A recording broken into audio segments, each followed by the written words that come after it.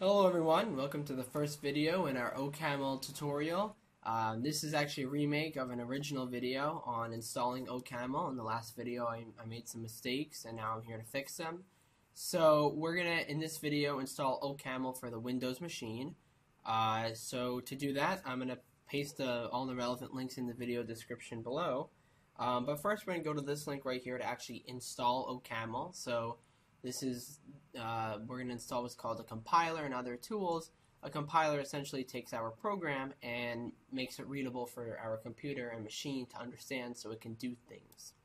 So for right here on this webpage, install OCAML, we're going to go to Windows. And you guys, if you're on Mac or Linux, try to follow the tutorial that they kind of lay out here. Some things with Homebrew. If you have any questions, let me know in the video description below. I'd love to help. So go to Windows right here, go to OCP Win right here, and I'm going to go to 64-bit version because that's what my computer is. Please check if your Windows machine, I mean if you bought it in the last 5-7 years, it should be 64-bit, but just check to make sure, and you can look that up online. Check if you're a 30-bit or 64-bit Windows machine. 64-bit.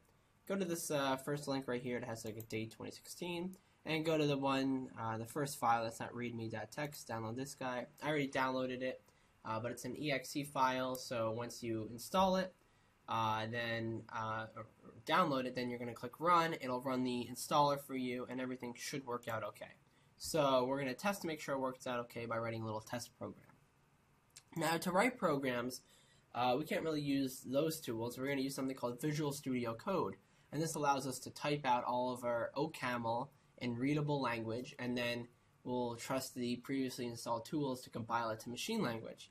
So for me on a Windows, again, this video link will be in the description below. I'm going to go to Windows.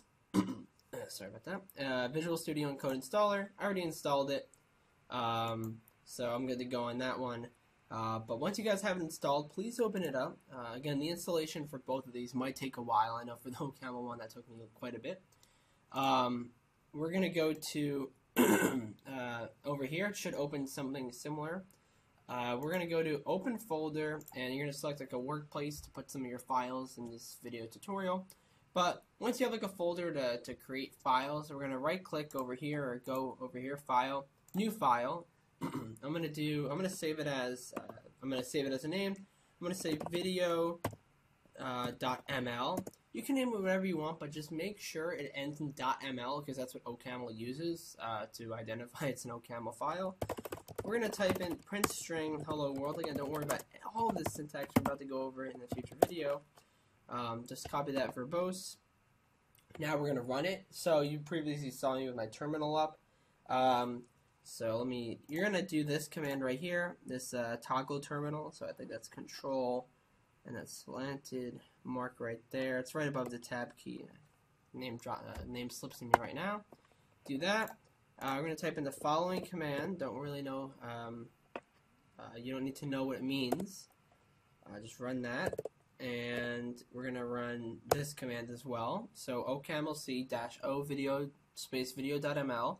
Once that finishes, write OCAML run video, and it should print out hello world, which it does. So that gives us validation that everything's running okay.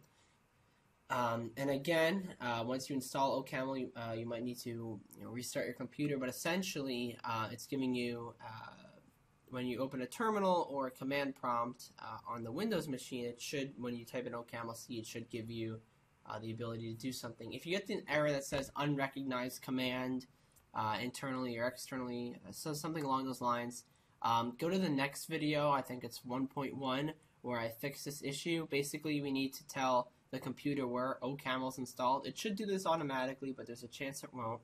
And for that video, I use a different folder, but if you're following the video, you should know what I mean. You're gonna go. You need to find the bin folder. So for me, it's under App Data Roaming OCAML Pro. Under wrappers. No, it's not wrappers. This guy, bin, and this is what you want to copy. As you can see, the OCAML-C files right there. So if you're having problems with the command getting recognized, follow this one. This little folder right here and use that in the next video tutorial. Alright guys, thank you very much, and hopefully in a couple videos we'll get going on actually programming. Thank you very much everyone.